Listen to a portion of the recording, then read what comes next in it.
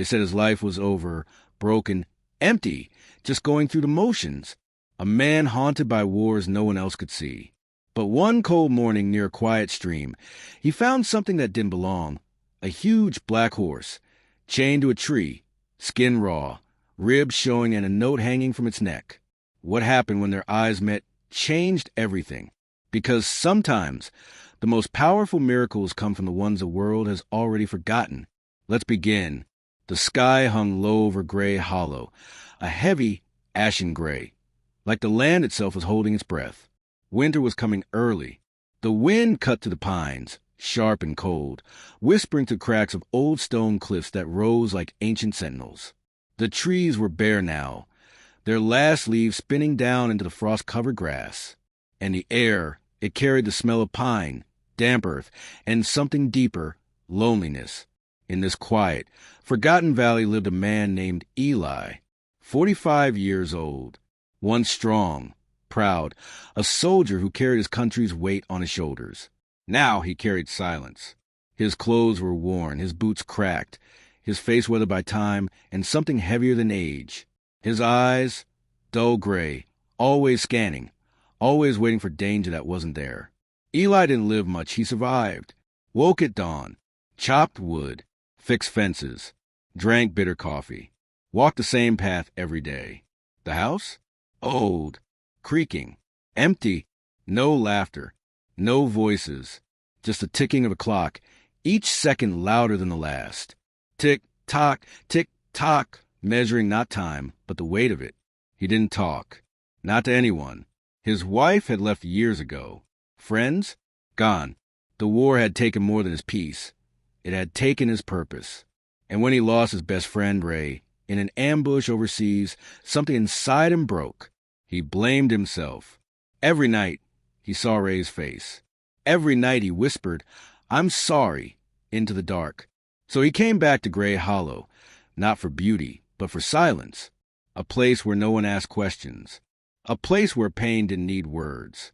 One morning, after another restless night, Eli followed the stream, boots crunching on frozen leaves. The water whispered, steady, sure, like it knew where it was going. He didn't. He just walked, trying to outrun the memories. Then he stopped. Ahead, beneath a crooked willow, something dark lay motionless. At first, he thought it was a log, a tarp, but no, it breathed. Slow, heavy, steam rising from its nose. A horse, massive, black as midnight, collapsed against a tree, a thick chain wrapped around its neck, cutting into raw, bleeding skin. The coat was matted with dirt, scars layered over old wounds. Its legs trembled. It wasn't fighting. It was giving up. Eli's chest tightened. He stepped closer, slowly, knees bent, hands open, and then he saw it, a piece of paper, taped to a broken strap around the horse's neck. He reached, fingers shaking, pulled it free. The writing was messy, desperate. His name is Shadow. Too wild, too dangerous. Can't break him. Forgive me. Eli read it once, then again. His breath caught. Forgive me. Those words, he'd said them too. In the dark. For Ray. For the things he couldn't change. He looked at the horse. The animal lifted its head, just slightly, and their eyes met. Not anger, not fear, just exhaustion. A deep, quiet sorrow, like it had suffered too long to rage anymore. Eli's throat went dry. "You're not a monster," he whispered. "You're just broken, like me." He touched the horse's jaw, gentle, like touching a scar. The skin twitched, but the horse didn't pull away. Something inside Eli cracked. He pulled out his knife, old, worn, the handle carved with initials that were almost gone. He slid the blade under the chain, metal scraped on metal, and suddenly, flash, he was back in the desert. Gunfire, smoke, Ray shouting his name, the world exploding. Eli froze, breath gone, heart pounding. But then, Shadow let out a soft breath, warm, steady. Eli blinked, back in Gray Hollow. He took a deep breath and kept cutting. Link by link, the chain fell. each clink like a weight lifting. When the last piece dropped, Shadow swayed, then collapsed to the ground. Eli dropped beside him. Easy, easy, big fella. He slid his jacket under the horse's head, cleaned the wounds, spoke softly, not because he expected to be heard, but because the silence had been too loud for too long. You're free now, he said, and you won't carry it alone. That night, back at the cabin, Eli sat by the fire. Sleep didn't come easy. The nightmares did, sand, fire, rain falling, but then, from the barn, a sound. Thud, thud, thud, hooves on dirt. Rhythm, steady, calm. Shadow was awake, watching, waiting, and in that moment, Eli realized he wasn't alone. The next morning, he loaded Shadow into his old truck, built a makeshift trailer, and drove 3 hours to the nearest vet. A woman named Dr. Marr greeted them. Sharp eyes, calm hands. She examined Shadow, her face softening. You brought him just in time, she said. He's been beaten, starved, but his heart, still strong. He wants to live. Eli nodded, voice rough. Then we fight for him. They did, and slowly, Shadow healed. But the real change? It was in Eli. One afternoon, a little girl visited the clinic. She saw Shadow and without fear reached out. Shadow lowered his head. Let her touch him. He's not scary, she said. He's sad. Eli's breath caught.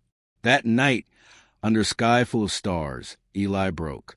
Kneeling by the fence, he sobbed for Ray, for the years lost, for the guilt he'd carried like chains. And Shadow stood there, still, warm, present. Eli pressed his forehead to the horse's neck. They called you a monster, he whispered. But I see you, and I'm not leaving you. Weeks passed. The valley burned in a wildfire. Flames raced toward Eli's home. Smoke filled the air.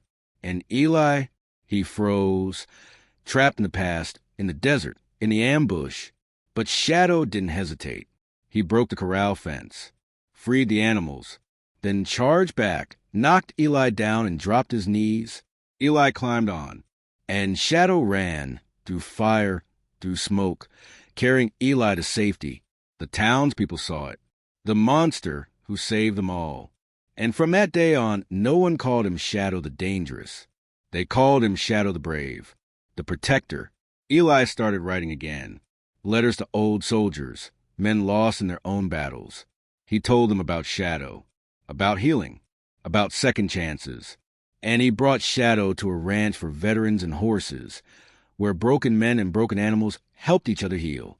One day, a young veteran sat alone, arms crossed, eyes hollow. Shadow walked over, slow, calm, and lowered his head. The man trembled, then touched him, and whispered, I think I can breathe again. Eli watched, tears in his eyes, because he knew it wasn't just him Shadow had saved. It was all of them. Now, under sky full of stars, Eli stands in the field, hand on Shadow's mane. The wind is soft. The silence, peaceful. He opens his journal, writes one line. They called him a monster. I call him a miracle. The greatest healing often begins not with words, but with presence. Sometimes the one who saves you is the one the world gave up on. If this story touched your heart, please share it. Leave a comment. Tell us who's your Shadow. And don't forget to like, subscribe, and hit the bell. Because stories like this, they remind us no one is beyond hope.